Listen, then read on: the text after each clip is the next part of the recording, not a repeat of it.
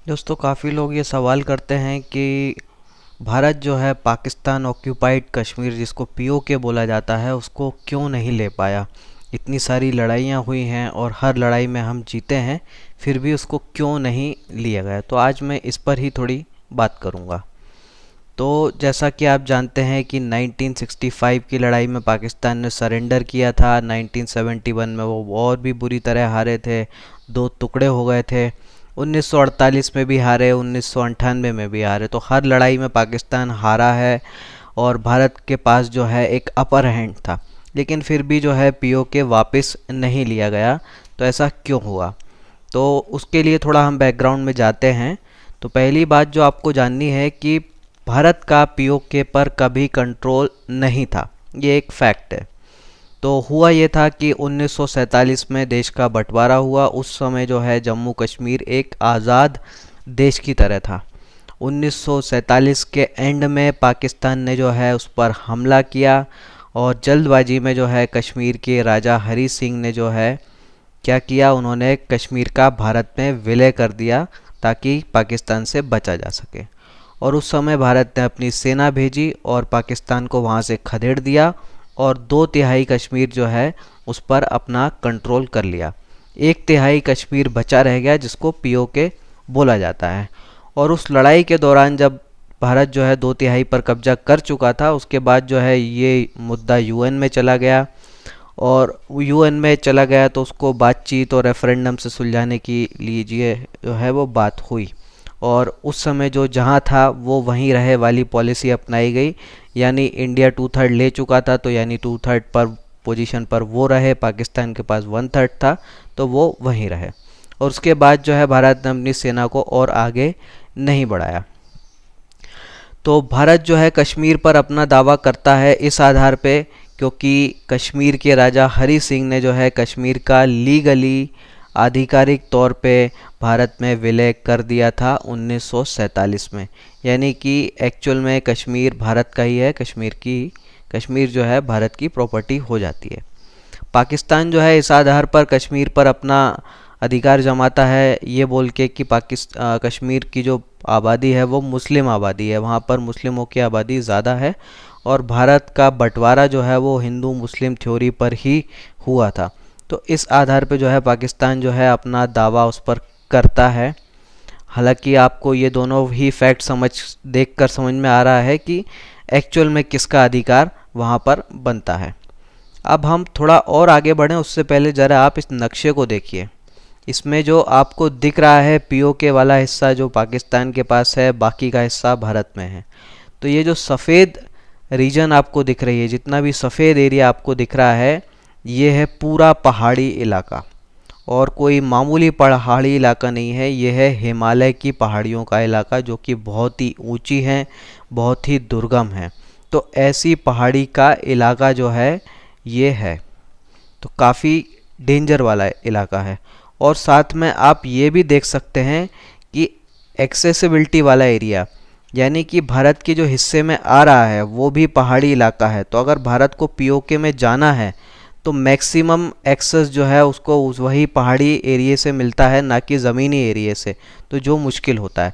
वहीं आप पाकिस्तान की तरफ साइड पे जाएंगे तो आपको मैक्सिमम एरिया ज़मीनी दिखता है और बर्फीला पहाड़ी वाला एरिया कम दिखता है।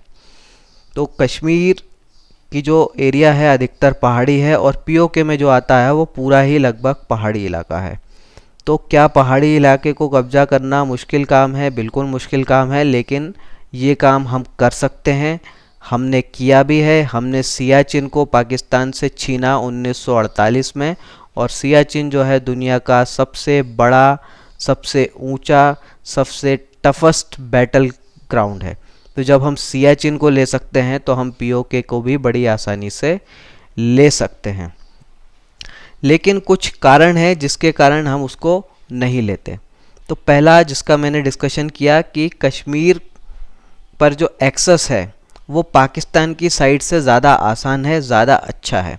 तो अगर हम उस तरफ आगे बढ़ेंगे तो हमें ज़्यादा मेहनत करनी पड़ेगी, क्योंकि बहुत ही दुर्गम पहाड़ी इलाकों से हमें गुज़रना पड़ेगा। पाकिस्तान को जो है वो नहीं करना पड़ेगा। तो पाकिस्तान जो है जोग्राफिकली एक एडवांटेज वाली पोजीशन में आ जाता है। तो ये एक रीज़न है कि जो है हमने 2/3 कश्मीर पर कंट्रोल कर दिया, लेकिन बाकी पर जो है वो हम नहीं किया, और जिसके कारण पीओके बन गया। तो डेमोग्राफी के हम बात करें तो वहाँ पे टोटल मुस्लिम पॉपुलेशन है जो कि एंटी इंडिया है और जो कि प्रो पाकिस्तानी है। और ये ऐसी पॉपुलेशन है जिसका जो कि भिखारी जैसी हालात में रह लेंगे, एक लोअर स्टैंडर्ड ऑफ लिविंग में रह लेंगे, लेकिन इस्लाम के नाम पर वो भारत का विरोध करेंगे। और भले ही पाकिस्तान जो कि उनको बहुत ही घटिया लाइफ दे रहा है, फिर भी उसका साइड जो है इस्लाम के नाम पर ले लेंगे। तो ऐसी डेमोग्राफिक पॉपुलेशन है वहाँ की। तो हम ऐसी पॉपुलेशन पर अगर कंट्रोल करते हैं तो हमें बहुत ज़्यादा इसको कंट्रोल में रखने के लिए खर्चा करना पड़ेगा। तो इसको रिटेन करना जो है बड़ा कॉस्टली रहेगा, क्योंकि पीओके के जो लोग हैं वो हमारे लिए परेशानियां ही खड़ी करेंगे।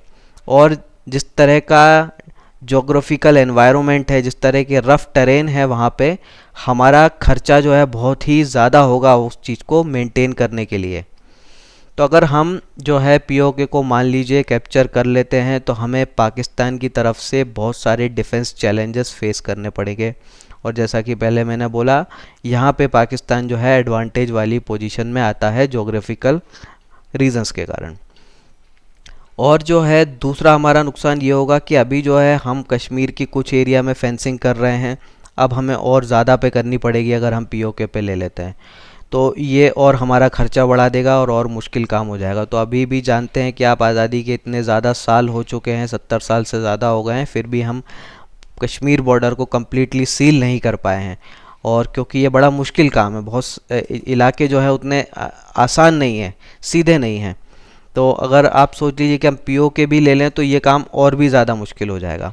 और दूसरा एक और रीज़न हो जाता है कि सीपैक जो है जिसके थ्रू पाकिस्तान में जो है चाइना ने बड़ा इन्वेस्टमेंट किया है, उसका रास्ता जो है वो पीओके से होके जाता है।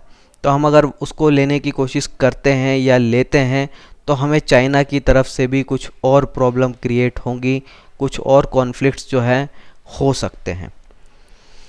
और दूसरी बात यह है कि इसको रिटेन करने में हमें बहुत सारे संसाधन खर्च करने पड़ेंगे, बहुत सा पैसा, बहुत सारी फ़ौज और बहुत कुछ हमें जो है अपना खर्च करना पड़ेगा, ना सिर्फ जीतने के लिए बल्कि पूरी ज़िंदगी भर, क्योंकि उसको रिटेन करना, उसको मेंटेन करना आसान काम नहीं है। वो एक अच्छा इलाका नहीं है और उधर के जो लोग हैं वो भी अच्छे नहीं हैं।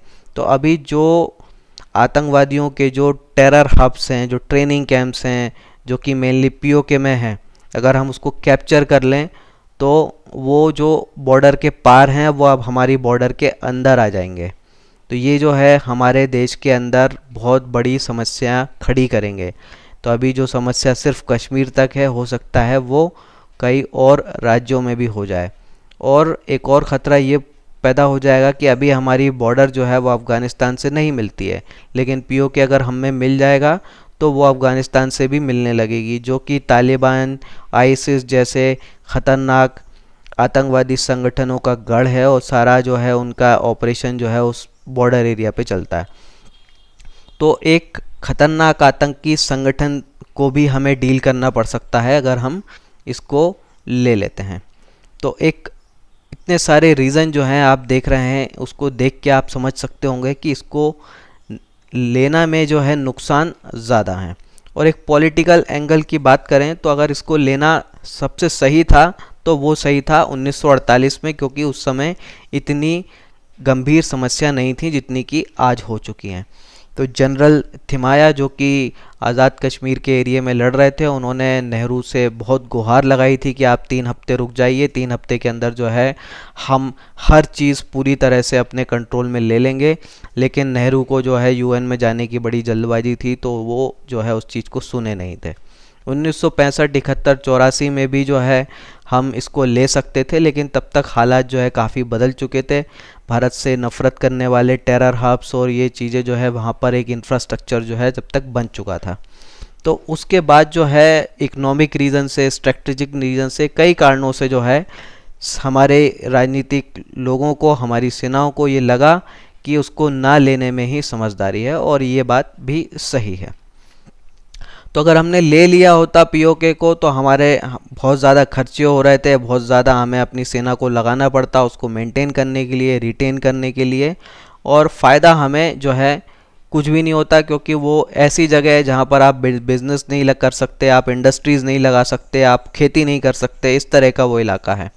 तो ज़्यादा से ज़्यादा आप जो कर सकते हैं वो ये कि आप टूरिस्ट स्पॉट की तौर पे उसको डेवलप कर सकते थे, पर ये काम असंभव जैसा है। अगर ऐसा हो पाता तो पाकिस्तान अब तक कर चुका होता, जो कि बिल्कुल भी नहीं कर पाया। हम भी कश्मीर को कर लेते, क्योंकि कश्मीर भी वैसा ही इलाका है, पर हम भी कश्मीर को जो है पूरी तरह वैसा नहीं कर पाए हैं अभी तक। तो आप समझ सकते हैं कि वो काम कितना आसान है।